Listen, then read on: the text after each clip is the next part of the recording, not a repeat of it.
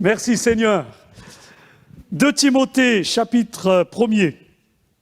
2 Timothée, chapitre 1er, verset 6. On va lire quelques versets. 2 Timothée, chapitre 1er, verset 6.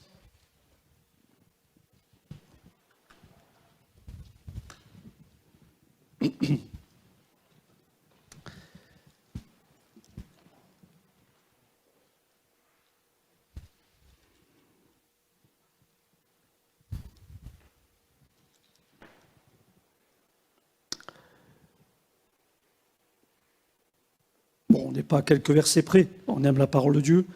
On va lire à partir du verset 3. Ça, je remets tout dans son contexte. Je rends grâce à Dieu, dit Paul, c'est l'apôtre Paul qui parle à Timothée, qui lui écrit.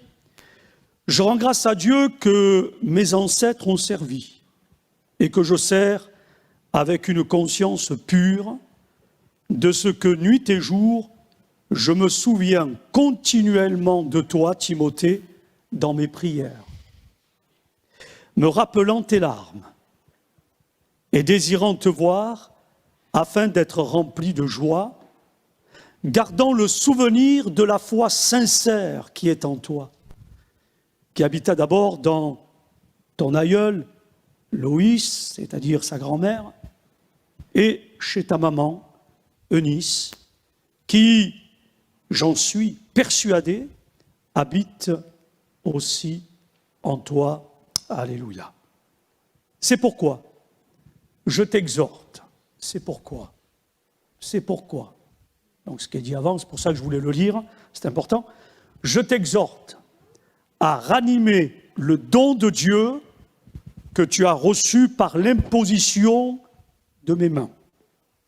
Car ce n'est pas un esprit de timidité que Dieu nous a donné, mais un esprit de force, d'amour et de sagesse. Verset 8, très important, le sujet de mon message. N'aie donc point honte,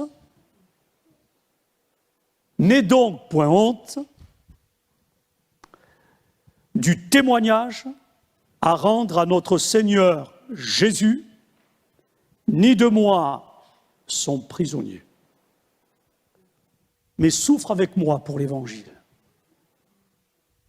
Par la puissance de Dieu qui nous a sauvés et nous a adressé une sainte vocation, non à cause de nos œuvres, mais selon son propre dessein et selon la grâce qui nous a été donnée en Jésus-Christ avant les temps éternels et qui a été manifestée maintenant par l'apparition de notre Sauveur Jésus-Christ qui a détruit la mort et a mis en évidence la vie et l'immortalité par l'Évangile.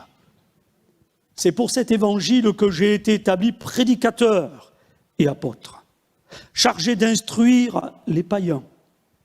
Et c'est à cause de cela que je souffre ces choses, mais Timothée, j'en ai point honte, car je sais en qui j'ai cru.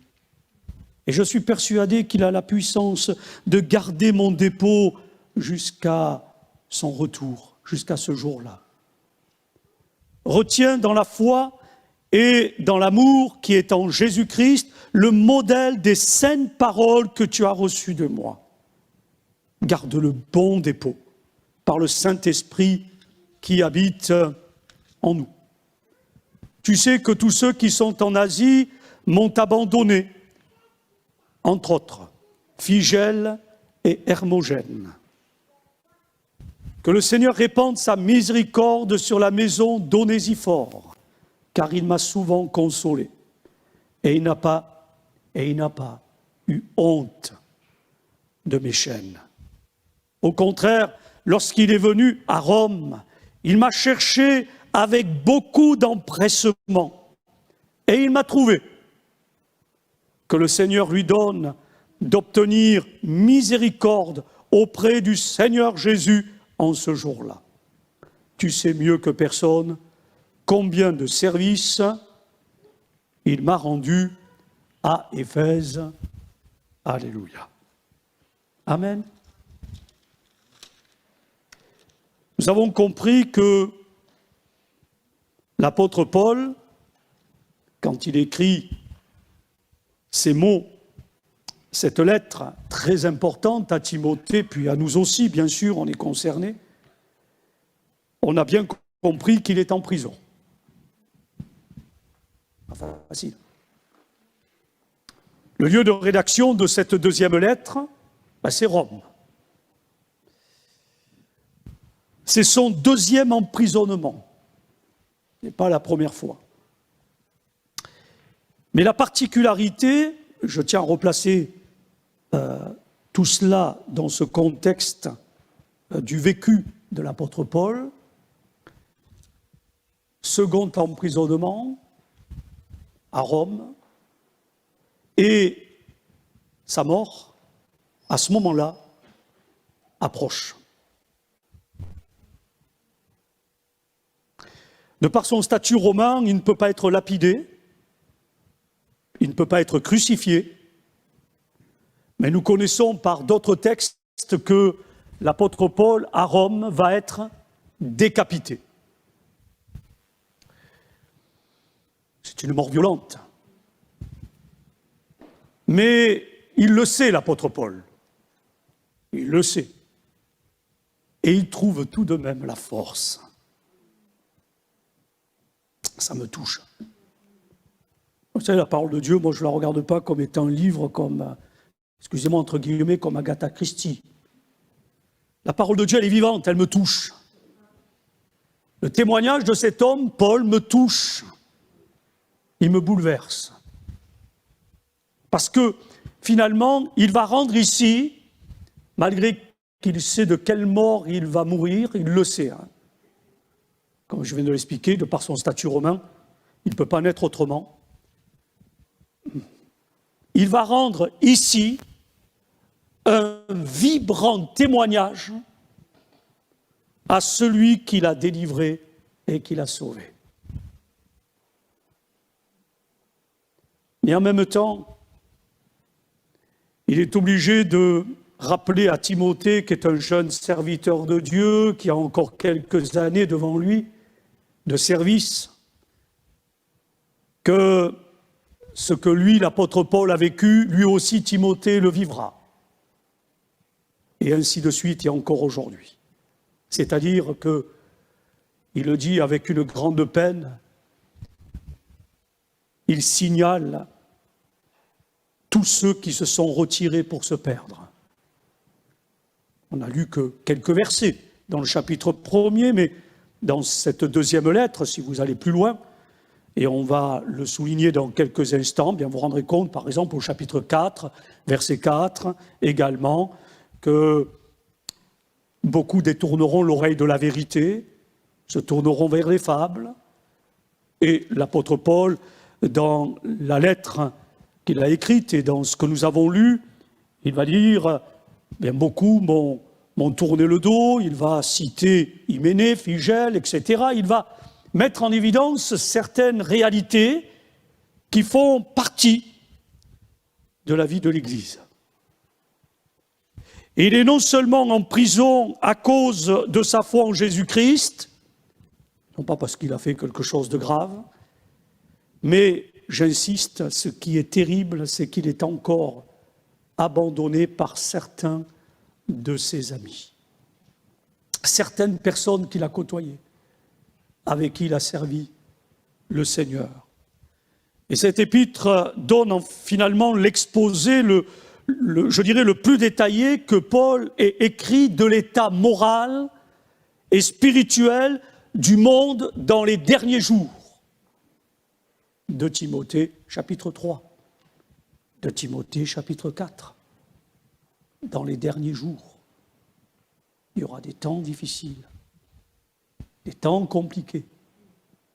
Et les derniers jours ont commencé, plus précisément, lorsque Jésus a donné sa vie à la croix.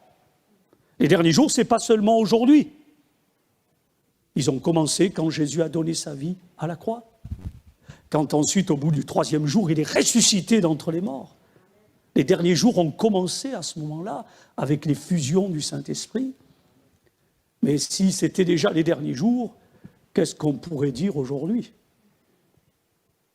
C'est les der des der. Les derniers des derniers. Et j'en parlerai certainement dans les dimanches à venir, dans le courant du mois d'août ou fin août, courant septembre. Nous verrons toutes les montagnes où Jésus s'est positionné et où chacune de ces montagnes démontre ce que doit être la position de chaque Église et de chaque croyant en particulier. Et je parlerai par exemple de la montagne de la prophétie. Et j'évoquerai certains points concernant les temps qui sont les nôtres, où Dieu n'arrête pas, plus qu'il y a quelques décennies en arrière, s'est accentué d'avertir l'humanité. Paul est obligé de décrire l'état moral et spirituel du monde.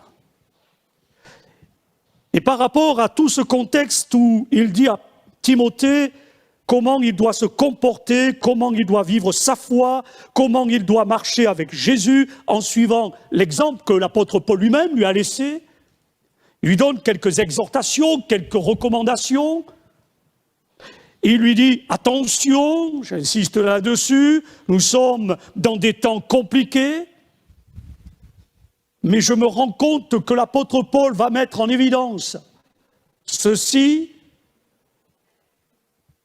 c'est qu'il veut impérativement que Timothée et l'Église, donc, dont il est le responsable, où il va aller prêcher la parole de Dieu, ici et là conduit par le Saint-Esprit, il rappelle un principe, c'est celui de ne jamais avoir honte de Jésus-Christ.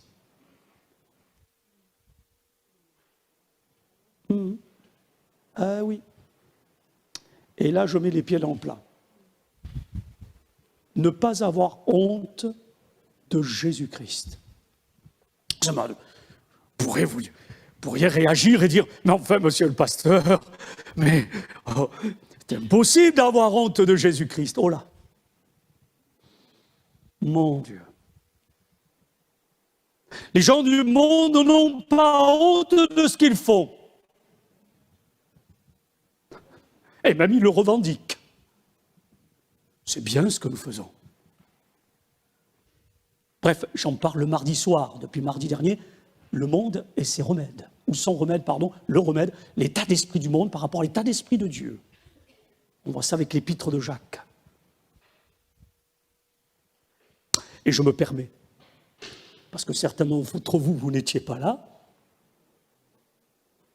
de dire que littéralement, quand Jacques évoque le fait que ceux qui sont amis du monde, de son état d'esprit, comprenons-nous bien,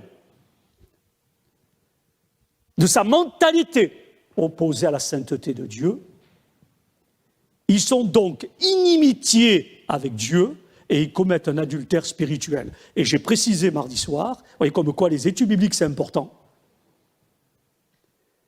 littéralement, c'est ils ont de la haine contre moi. Littéralement, c'est le mot inimitié. Littéralement, traduction grecque, ils me détestent. Oh, je dis ça, c'est fort. On en a parlé mardi soir. C'est fort, c'est pas moi qui l'invente, c'est écrit. Si vous voulez que je vous dise. Je ne vais pas changer la Bible. Je ne vais pas arracher les pages non plus, je ne peux pas. C'est la parole de Dieu. Ils me détestent. Oh, Seigneur, je ne veux pas te détester. C'est-à-dire, sans le dire, par des positions, je peux dire à Dieu, je te déteste. Et je me rends compte que l'apôtre Paul, qui est un homme de Dieu, comme l'était Jacques, etc., tous ces apôtres, tous ces disciples, tous ces croyants du premier siècle, qui aimaient le Seigneur Jésus, leur principe, c'est donc aimer Dieu toujours et de plus en plus. C'est-à-dire que notre amour de Dieu, l'amour de la maison de Dieu, l'amour de la grâce de Dieu, de ce qui, appartient au Seigneur, sa parole, bien sûr, doit augmenter avec le temps qui passe. C'est comme dans un couple, si j'entretiens pas mon amour à l'égard de mon conjoint, si je n'entretiens pas la flamme, à un moment donné, tout s'éteint. Vous savez, il y a un rapport, mais qui est sérieux, hein. dans le monde par rapport à un couple qui va vivre ensemble. Alors, il y en a certains qui ne veulent pas se marier, mais de toute façon, le problème va être le même. Vivre ensemble. Le rapport, sondage qui a été fait, et les travaux qui ont été faits là-dessus, c'est qu'un couple, déjà au bout de 3 ans, commence à s'éroder. Au bout de 5 ans, s'ils n'ont pas entretenu l'amour, ça casse. Alors quand on dit aux gens, monsieur, ça fait combien de temps que vous êtes mariés? Et que je leur dis, ça fait 36 ans, ils se disent, mais comment vous faites? Je vous assure, c'est la question qu'ils posent. Comment vous faites? Alors je ne vais pas leur écrire un livre de recettes, quoi qu'il y en a qui l'ont fait. Mais c'est la même relation par rapport à Dieu, à Jésus-Christ. Comment vous faites? Ça fait combien de temps? 40 ans. Ça fait combien de temps? 50 ans. Ça fait combien de temps? Mais comment vous faites? Tout s'entretient. Vous avez remarqué que malgré les canicules successives et le manque d'eau cruel que nous avons en France, la bonne herbe, mais alors c'est du foin, quoi. Mais alors les mauvaises herbes, bon, elles sèchent aussi, elles ont du mal, mais alors elles poussent quand même. Hein. Moi, je suis parti 3 semaines et je suis arrivé devant chez moi, il y avait plein de mauvaises herbes. Et elles n'ont pas été arrosées, celles-ci, pourtant. Il a fallu que je les arrache, etc. Mais c'est terrible quand on n'entretient pas une relation d'amour. C'est le mot-clé de cette 2e lettre de Paul à Timothée, c'est le mot honte ou avoir honte. Et dans cette section de lettres, nous retrouvons à plusieurs reprises donc ce mot, cette expression, verset 8, verset 12, verset 16. Et nous l'avons lu. Et c'est vrai que par ce moyen, l'apôtre Paul exhorte Timothée à être ferme, à être constant dans sa foi, dans son engagement, dans les vertus divines qu'il a acceptées dans sa propre vie, de par la foi qui lui a été communiquée par sa grand-mère et puis sa maman, qui aimait profondément Jésus, qui ont été au bénéfice également, à un moment donné, du ministère de l'apôtre Paul. Et certainement que l'apôtre a dû connaître Timothée alors qu'il était encore enfant, adolescent. Il est marqué. C'est important, j'en parlerai dans les mardis à venir, Dieu au cœur de la famille. Il est marqué par l'attitude de sa grand-mère et de sa maman et bien sûr de son père spirituel, l'apôtre Paul. N'aie pas honte. N'aie pas honte. N'aie donc point honte du témoignage à rendre à notre Seigneur Jésus-Christ. N'aie pas honte de moi, Timothée, je suis en prison, je souffre à cause de ma foi, mais n'aie pas honte de mes chaînes, n'aie pas honte de ce que je suis, où j'en suis, n'aie pas honte.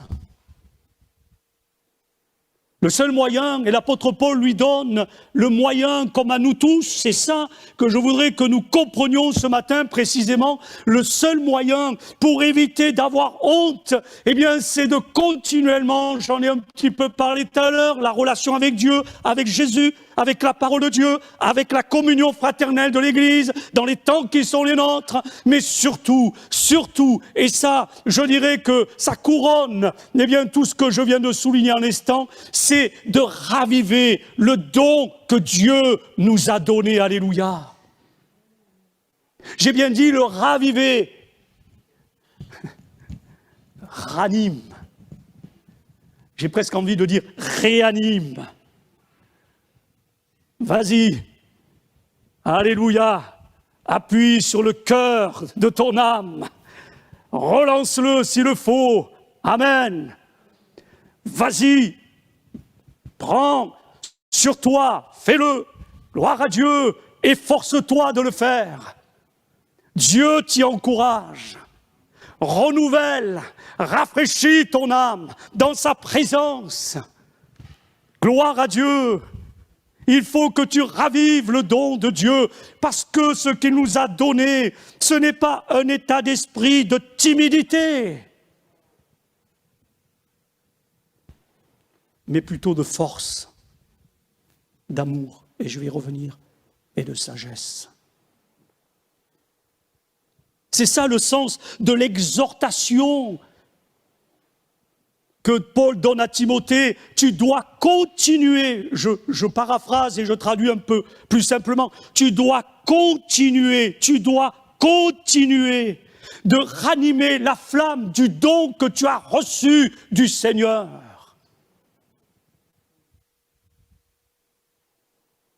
Le don reçu, en l'occurrence, ne confère pas une fois pour toutes un acquis, je préfère le dire quand même, inépuisable. C'est pas parce que je l'ai reçu, boum, c'est installé, ça bouge plus.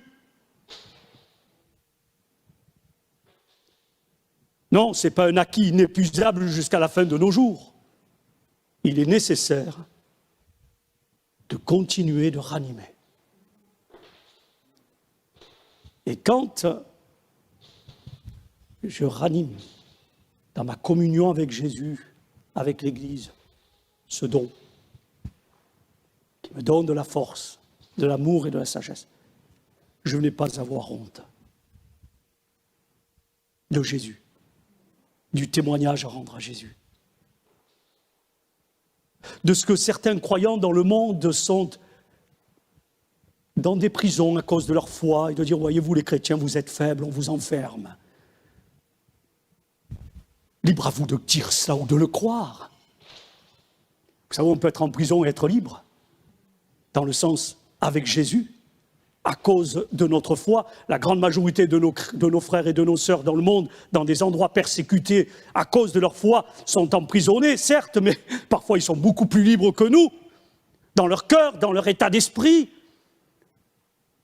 Et il y a des chrétiens qui sont dans nos églises en France, je parle de la France, on est français, on est sur le territoire français, qui sont dans les églises et qui sont parfois beaucoup plus prisonniers que ceux qui sont prisonniers à cause de leur foi, prisonniers peut-être d'une certaine mentalité, d'un certain état d'esprit, d'une certaine manière de réfléchir, d'avancer, etc.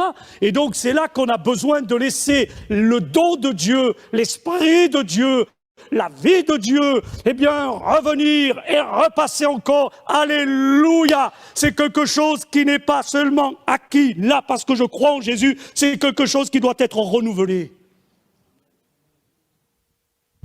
Il est nécessaire de se remplir, si je puis m'exprimer ainsi, Éphésiens chapitre 5, verset 18, Éphésiens chapitre 5, verset 18, se remplir ou d'être rempli continuellement.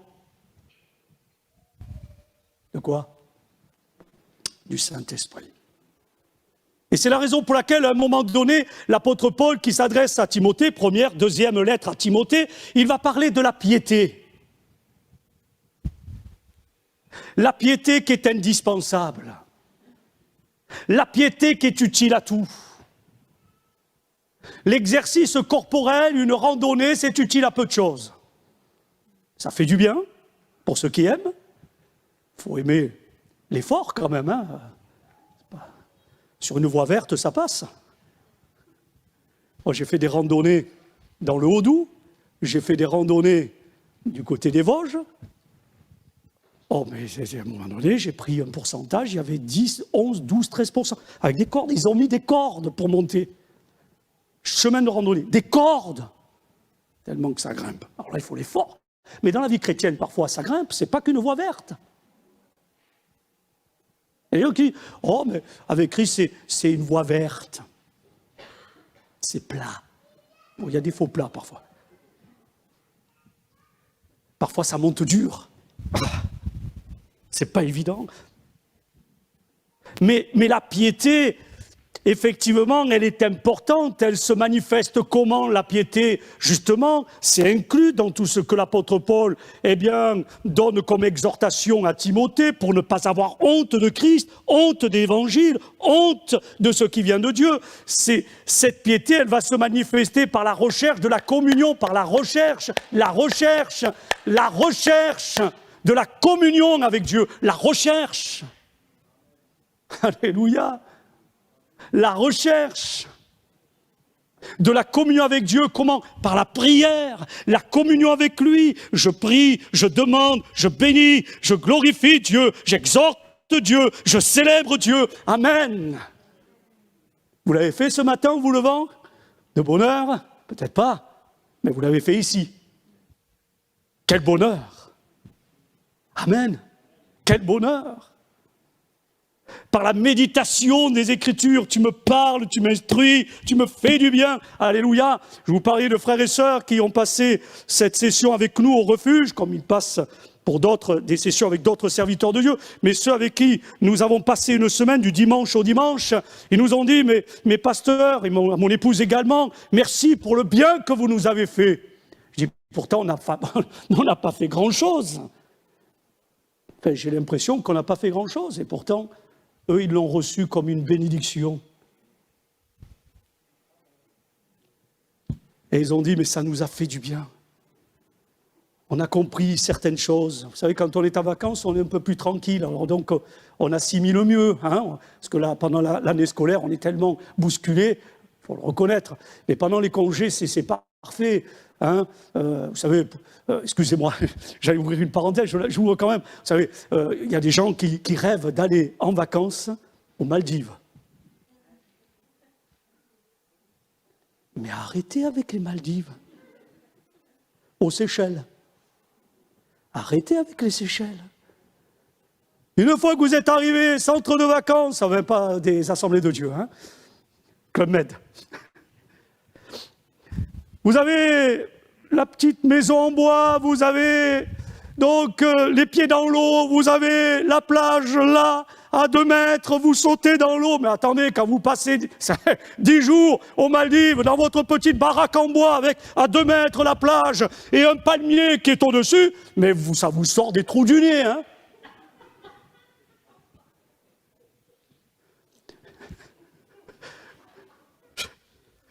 Ça va 2 jours, Ah oui, Pascal. Et puis si vous y allez avec votre époux, votre épouse, allez, viens te baigner. Mais j'en ai marre de me baigner. Vous avez vite fait de faire le tour.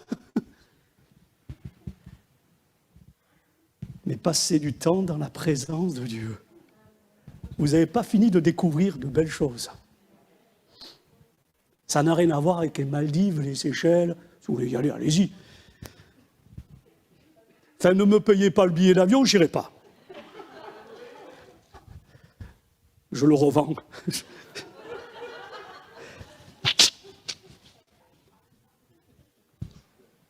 Mais c'est bon d'être dans la présence de Dieu. On découvre de nouveaux horizons, de nouvelles bénédictions. On découvre tellement de choses. Et ses frères et sœurs vous disent, on s'est fait du bien. Pourtant, c'est Sainte-Marie-aux-Mines, ce n'est pas les Maldives. Cette expérience, elle fait partie de tout l'équipement spirituel, la piété, après lequel je dois aspirer, tout disciple aspire, parce qu'on désire servir Dieu. Où ça? Dans son Église.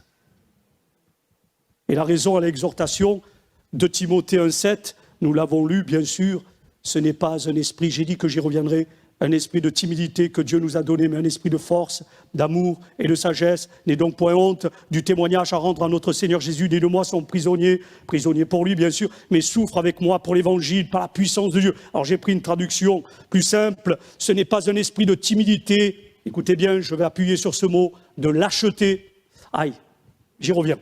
De lâcheté, la traduction plus simple. De lâcheté, de poltronnerie, de défaitisme que Dieu nous a donné, mais c'est un esprit de courage, d'amour et d'enthousiasme. C'est un esprit actif et aimant qui nous rend forts et aimants. Il nous donne un jugement saint et une parfaite maîtrise de nous-mêmes. Alléluia!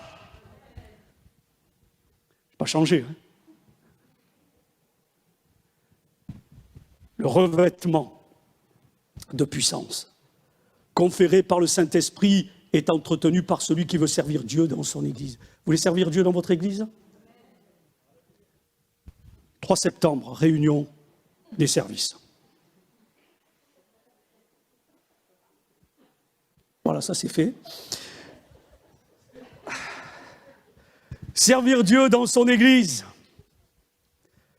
ça ne se limite pas au fait de parler en langue seulement. Ah, je parle en langue. C'est bien, c'est l'initiale du baptême dans le Saint-Esprit. Mais ce n'est pas seulement cela.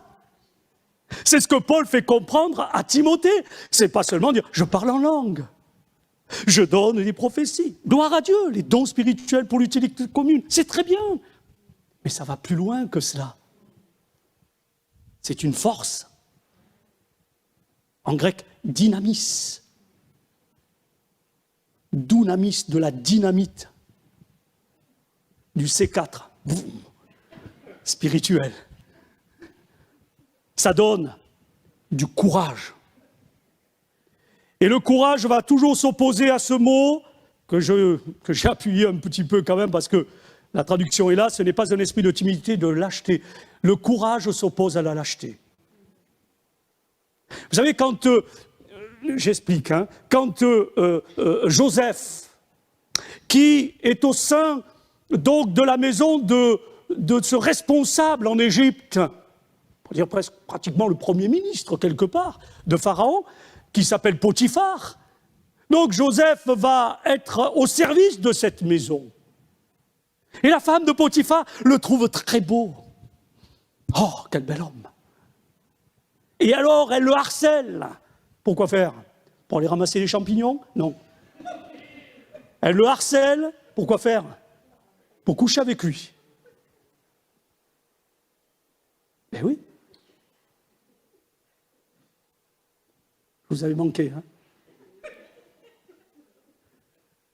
Mais je suis comme ça partout où je passe, hein? Pour coucher avec lui. Et à un moment donné, elle dit non, je ne peux pas faire ça. Non, j'aime Dieu. J'ai de la piété. Je n'ai pas honte du Seigneur. Par contre, si je fais ça, je vais avoir honte. Qu'est-ce qu'il fait? Il s'en va en courant. Espèce de lâche. Tu t'en vas en courant, tu n'as pas affronté cette femme. Bon, après, le reste, vous le savez comment ça s'est passé, mais... Non, il n'est pas lâche. Il est courageux. Parfois, le fait de prendre la fuite face à certaines situations, ce n'est pas de la lâcheté, c'est de la force. C'est ce que nous impose le Saint-Esprit, alléluia, dans lequel nous devons être animés, amen, dans une profondeur absolue, parce que sinon, je vais avoir honte de ce que j'aurais fait. Je préfère avoir honte du péché qu'avoir honte de Jésus, ou honte de ce que je pourrais faire. Et sans mépriser ce don, il faut insister, bien sûr, je parlais du parler en langue, et de tous les autres dons spirituels. Mais le Saint-Esprit est celui qui nous donne cette force, ce courage, opposé à la lâcheté. Vous savez, il y a 2 dangers terribles pour la vie chrétienne. Les 2 dangers terribles pour la vie chrétienne, c'est quoi? Le premier, la lâcheté, et le deuxième, est-ce que quelqu'un le sait? Dans le livre des Proverbes, ça revient souvent, la paresse. Je vous assure, hein. Il y a 2 dangers terribles pour la vie chrétienne, c'est la lâcheté et la paresse. Ça s'oppose à la piété et à la force que communique le Saint-Esprit. Alors c'est vrai qu'il y a toutes sortes de tentations. Je parlerai dans ces montagnes où Jésus va se trouver de la montagne de la tentation parce que Jésus a été tenté sans jamais succomber, faillir. La tentation, vous savez, il y a 3 axes dans la tentation qui peuvent amener un croyant à tomber dans une position de honte spirituelle et qui peuvent l'éloigner du Seigneur. Ces 3 stratégies qu'emploie toujours le diable. On dit on ne change pas une équipe qui gagne, mais lui il ne change pas les stratégies qui gagnent. Hein. C'est quoi? C'est l'orgueil, le sexe et l'argent. N'oubliez jamais cela. 3 axes. Stratégie du diable. L'orgueil, le sexe. Alors quand je parle du sexe, je parle de tout adultère, de toute fornication, de tout ce qui dérape dans ce monde à ce sujet est l'argent, c'est-à-dire le désir de s'enrichir. On peut tomber dans toutes sortes de pièges.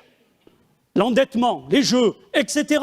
Bref, ce sont 3 pièges qui guettent, dans lesquels tout inconverti se trouve. Mais tous chrétiens peuvent tomber à tout moment donné. Même celui qui se dit « Oh, pas moi !» Attention.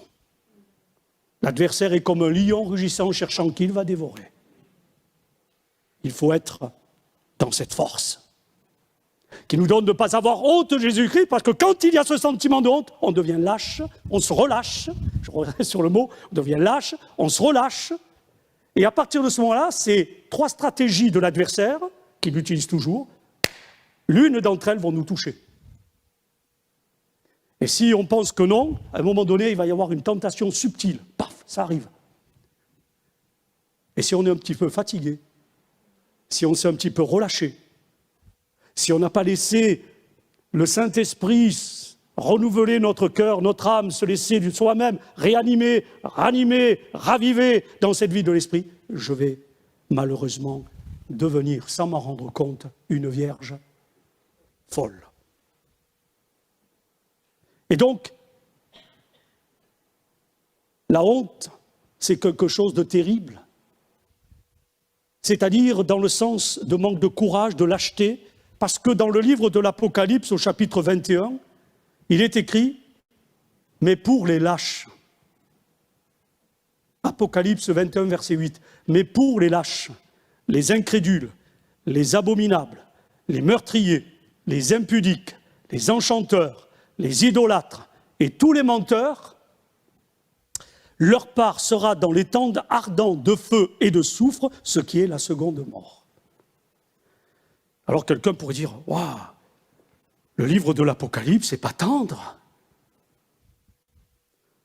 Quelqu'un pourrait dire « Oh, où est donc la tolérance tellement prônée aujourd'hui ?»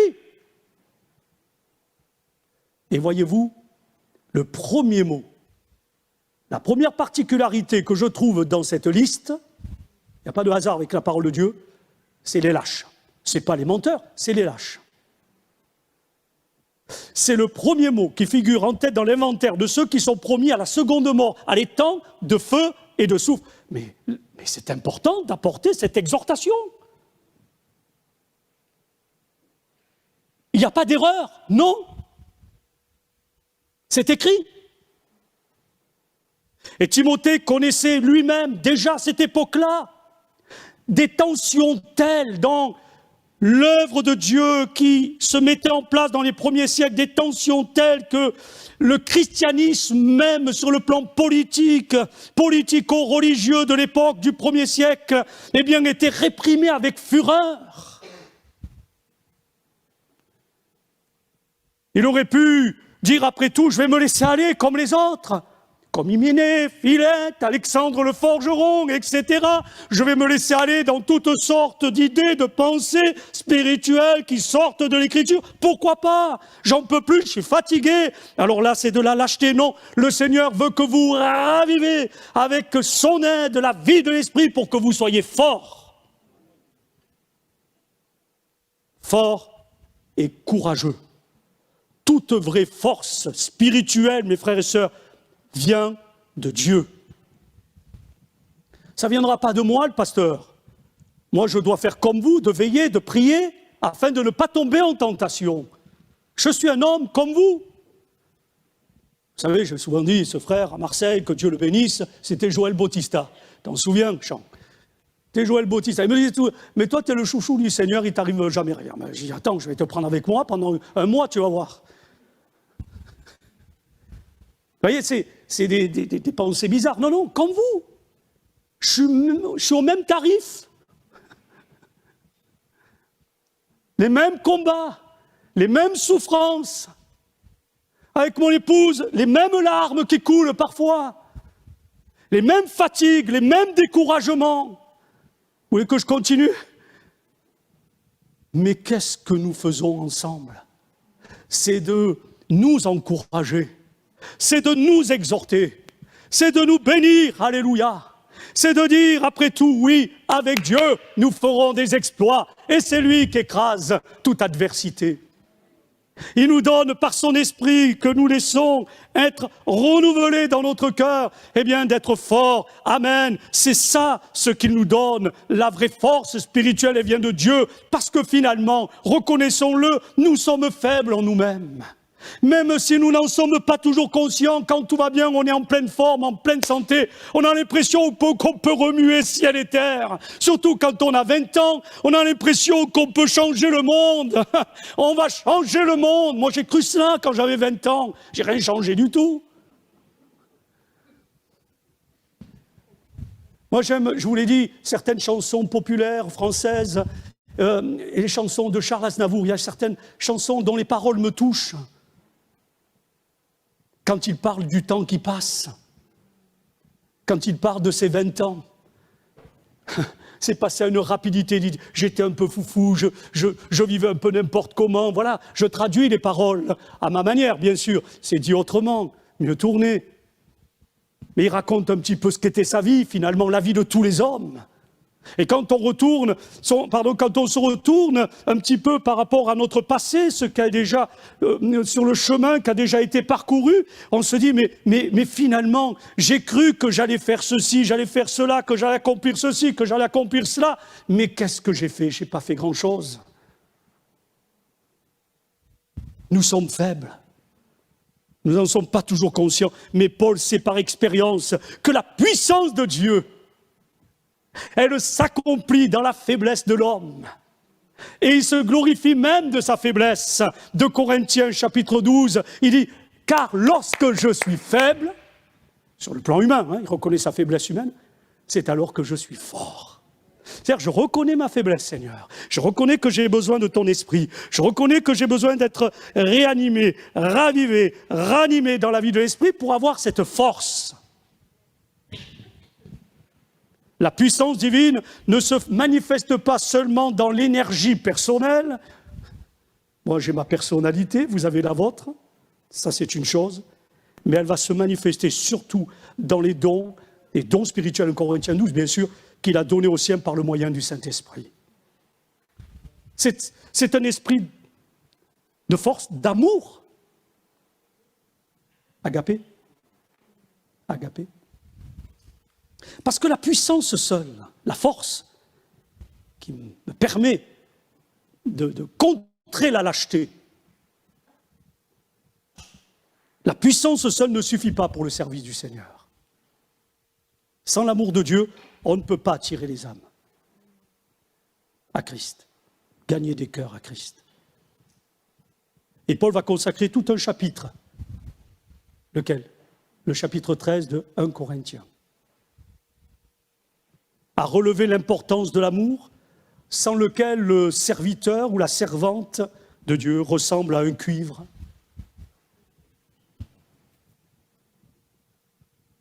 Sans l'amour, c'est ça. C'est laid. Ah oui, un cuivre, une cymbale qui retentit, c'est ça l'image. Si l'apôtre Paul donne cette image, c'est qu'il a une raison. Vous avez entendu le bruit que ça fait? Et encore, j'ai tapé avec mes doigts. Si je prends la baguette,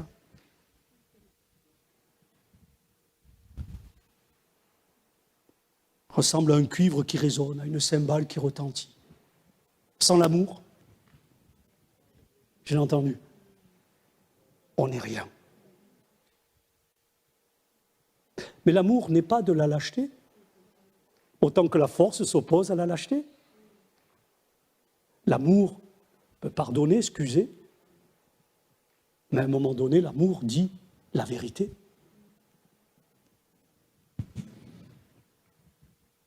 Force et amour doivent être vécus avec la sagesse. Force, amour, sagesse, pour ne pas avoir honte. En grec, c'est sophronismos. C'est-à-dire, si je prends le mot grec, sophronismos, c'est-à-dire, on revient à la réalité et la composante de ce fruit de l'esprit, qui est le contrôle de soi. La modération, la sobriété. Sois sobre. Et ça permet d'éviter quoi? Ça permet d'éviter le déséquilibre, ça permet d'éviter une sorte de fanatisme. Il peut y en avoir dans le monde évangélique. Ça peut éviter une forme de mysticisme. Ça existe aussi dans le milieu, malheureusement, évangélique, ça arrive. Fanatisme, mysticisme. Si on n'est pas équilibré avec tout ce que j'explique ce matin, ça peut arriver. Le légalisme, bref, etc. Mes frères et sœurs, servir Dieu dans le monde qu'est le nôtre, dans son Église, ça nécessite des vertus, ou ces vertus que donne le Saint-Esprit. Je vais arriver tout doucement à la fin. L'exhortation à ne pas avoir honte du témoignage à rendre ne signifie pas que Timothée, je précise quand même, parce que pour ne faudrait pas que j'accable le témoignage rendu à Timothée. L'exhortation à ne pas avoir honte du témoignage à rendre de Jésus-Christ ne signifie pas que Timothée avait honte. Ce n'est pas du tout ce que Paul dit. Paul l'encourage à ne pas commencer à avoir honte. Attention au piège tendu par Satan, je l'ai dit. Et d'ailleurs, dans 2 Timothée, chapitre 2, verset 15, l'apôtre Paul dira à Timothée, écoute Timothée, écoute bien ce que je vais te dire, et c'est vrai pour vous et moi, hein. Efforce-toi, mon frère, ma sœur, efforce-toi, Laurent, de te présenter devant Dieu comme un homme, comme une femme éprouvé, un ouvrier, une ouvrière, qui n'a point à rougir. Vous voyez, rougir. Quand on a honte, on rougit. Point à rougir qui dispense droitement la parole de l'Évangile, la parole de la vérité. Et par contraste avec la première lettre à Timothée, où l'accent est mis plutôt, dans la première lettre, c'est mis, si vous relisez bien, vous étudiez, vous verrez, c'est mis sur le comportement collectif et communautaire. Ici, dans la deuxième lettre à Timothée, Paul dit la responsabilité et le comportement individuel sont mis en avant. D'un côté collectif, d'un côté individuel. Et je dirais qu'après tout, l'individuel devient collectif. Et vice-versa. Et le sujet de 2 Timothée pourrait être ainsi résumé. La responsabilité individuelle, spirituelle qui est la mienne, en temps, et nous y sommes. C'est ce que dit Paul dans 2 Timothée, en temps, ou dans le temps, ou dans les derniers temps, où il peut y avoir, au sein du peuple de Dieu, des défaillances collectives. Et dans cette lettre, l'apôtre Paul parle beaucoup de défaillances collectives qui touchent des individualités qui ont eu certainement honte de Jésus, honte du témoignage de Jésus, honte de l'Église, honte de, et n'ont pas cherché à être toujours remplis du Saint-Esprit. Et vous avez, tu vas les afficher, c'est dans 2 Timothée, hein, à chaque fois les versets, très rapidement. Chapitre 1er, verset 15. Quelques exemples. Chapitre 1er, verset 15. Tu sais que tous ceux, on l'a lu tout à l'heure, hein, que tous ceux qui sont en Asie m'ont abandonné. Et entre autres, Phygèle et Hermogène. Chapitre 2, versets 17 et 18. 17 et 18. De ce nombre sont, fais voir, verset 16, excuse-moi. Voilà. Évite les discours vains et profanes, car ceux qui les tiennent avanceront toujours plus dans l'impiété et leur parole rongera comme la gangrène. De ce nombre, voilà, c'est important, sont Hyménée et Philette, qui se sont détournés de la vérité, disant que la résurrection est déjà arrivée et qui renversent la foi de quelques-uns. Chapitre 3, versets 1er à 9. Vous le lirez pour gagner du temps, bien sûr. Quoi qu'on peut le lire après tout, la parole de Dieu, c'est la parole de Dieu. Sache que dans les derniers jours, il y aura des temps difficiles, car les hommes seront égoïstes, amis de l'argent, fanfarons, hautains, blasphémateurs, rebelles à leurs parents, ingrats, irreligieux, insensibles, déloyaux, calomniateurs, intempérants, cruels, ennemis des gens de bien, traîtres, emporté, enflé d'orgueil, aimant le plaisir plus que Dieu, ayant l'apparence de la piété, mais reniant ce qui en fait la force, éloigne-toi de ces hommes-là. Et il continue, verset 6, il en est parmi eux qui s'introduisent, etc., etc. Chapitre 4, verset 10. Démas, dit Paul, m'a abandonné. Par amour pour le siècle présent, et il est parti pour Thessalonique. Verset 14. Alexandre, le forgeron, m'a fait beaucoup de mal. Le Seigneur lui rendra selon ses œuvres. Verset 16. Dans ma première défense, personne ne m'a assisté, mais tous m'ont abandonné. Que cela ne leur soit point imputé. Voyez-vous, tous ces exemples nous montrent qu'ils se sont beaucoup, considérablement éloignés de la foi et de la vérité. Et le croyant, sur le plan individuel, il en est affecté. Il faut qu'il cherche à s'en tenir à la vérité et de vivre dans la piété, en étant renouvelé, ravivé dans ce don reçu, pour être fort, pour être rempli d'amour, pour être rempli de la sagesse de Dieu. Il faut s'efforcer de se présenter devant Dieu comme un homme, une femme, j'ai dit tout à l'heure, éprouvé, propre à toute bonne œuvre, équipé. Et je pourrais simplement terminer avec le témoignage magnifique, c'est tout un ensemble de points tellement forts à développer, peut-être un jour on le verra, le livre du prophète Daniel, tellement intéressant. Mais voyez-vous la situation de ce jeune Daniel à la cour de Babylone. Je dis jeune parce que je pars du chapitre 1er, parce qu'après il aura quand même un certain âge, puisqu'à la fin, il ne sera pas loin des 90 ans, ce garçon, si je puis m'exprimer ainsi, ce vieillard, mais qui sera toujours fidèle au Seigneur. Mais chapitre 1er en est une illustration de tout ce que je viens de dire ce matin. Force, opposée à la lâcheté, amour, opposé à la haine, la sagesse, opposée au côté insensé, inintelligent. Je me rends compte que, sur le plan historique, qu'à cause de l'impiété prolongée des Israélites, Daniel et un certain nombre d'autres, ces trois compagnons qui sont surnommés Shadrach, Meshach et Abednego, on leur donne des noms babyloniens. Ils ont été amenés captifs à Babylone par Nebuchadnezzar. Je vous rappelle qu'ils vont rester captifs combien de temps ? 70 ans. Ils étaient privés de toute forme extérieure de la religion juive quand ils sont à Babylone. Que ce soit les sacrifices, le service des sacrificateurs, la célébration des cultes au temple, c'est terminé. Ils sont à Babylone, ils ne sont plus à Jérusalem, etc. En fait, tout cela va s'arrêter,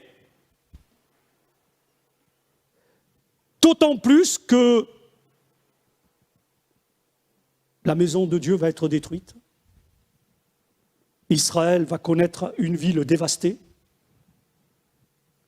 etc.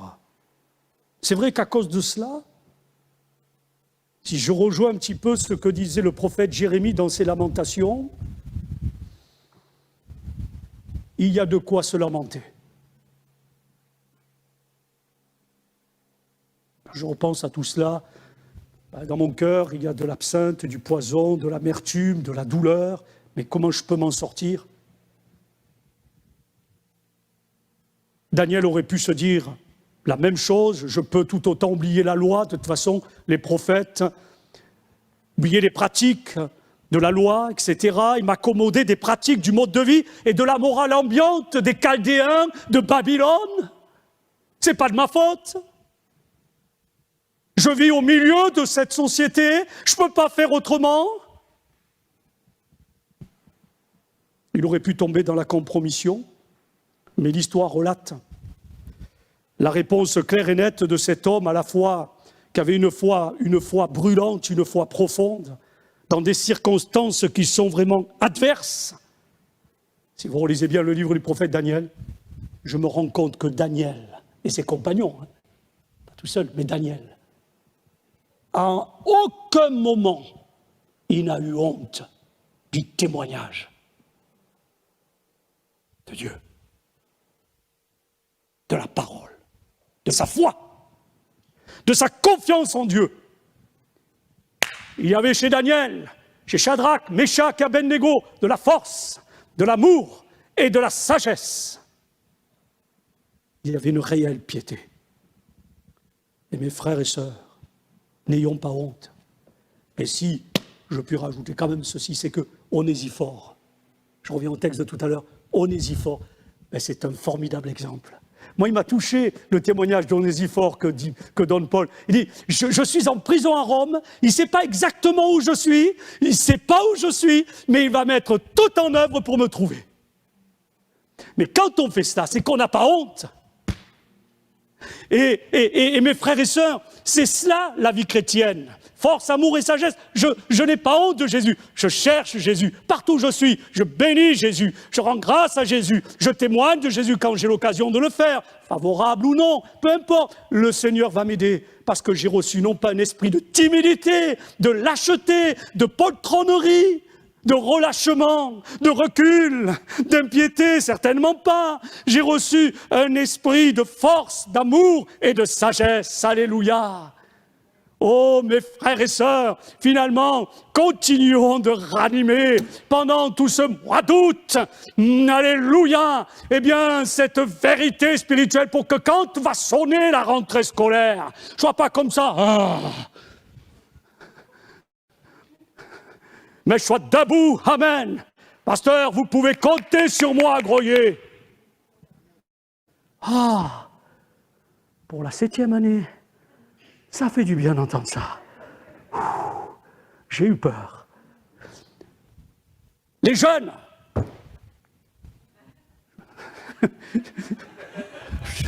Parce que, amen, à part que le Covid vous fatigue un peu, ça peut arriver. Après, le Seigneur va vous renouveler, compte sur la grâce de Dieu. Mais allons-y. Le meilleur est. Amen. Nous bénissons ton nom, Seigneur. Ah oui, nous te bénissons. Je te rends grâce. C'est bon d'être face à face avec de tels témoignages, relatés dans les Saintes Écritures. C'est bon parce que ça nous exhorte à nous aussi, ça nous édifie, ça nous montre que, eh bien, il faut continuer, Seigneur, envers et contre tout, fidèlement, quoi qu'il en coûte. Je te prie pour tous mes frères et sœurs, de l'église de Groyer, bien sûr, mais mes frères et sœurs de ce pays, la France, de l'Europe, dans le monde entier. Nous sommes à un tournant, Seigneur, nous le savons, nous sommes à un tournant et il faut bien le négocier. Et le seul moyen de le négocier, c'est d'être dans la réalité de ce don que nous avons reçu, de ne pas le négliger. De le laisser se raviver en nous. Amen. De se ranimer encore et toujours et de plus en plus. Afin que nous soyons avec ce bon état d'esprit céleste, de force, opposé à la lâcheté, d'amour, opposé à la haine et à la colère, de sagesse, opposé à un état d'esprit insensé. Oui, Seigneur, de ne pas avoir honte de toi. Il y a tellement d'hommes et de femmes dans le monde qui n'ont pas honte de ce qu'ils font, de ce en quoi ils croient. Ils sont même convaincus. Mais nous, Seigneur, on pourrait être encore plus que cela. Parce que tu es un Dieu vivant et vrai. Parce que tu es le Seigneur des seigneurs et le Roi des rois. Parce que tu dis la chose arrive, tu as ordonné elle existe. Parce que, Seigneur, combien de fois n'avons-nous pas été au bénéfice de tes grâces et de tes bénédictions? Alléluia. Seigneur, renouvelle tes enfants et moi avec. Alléluia, jusqu'à notre dernier souffle. Et si dans nos familles, il y a encore des enfants, des petits-enfants, des parents, etc., qui ne sont pas dans cette réalité, qu'on puisse les entraîner. Qu'on puisse les entraîner par notre force, notre amour et notre sagesse. Je te le demande au nom de Jésus, dès maintenant et pour les jours à venir. Amen. Amen.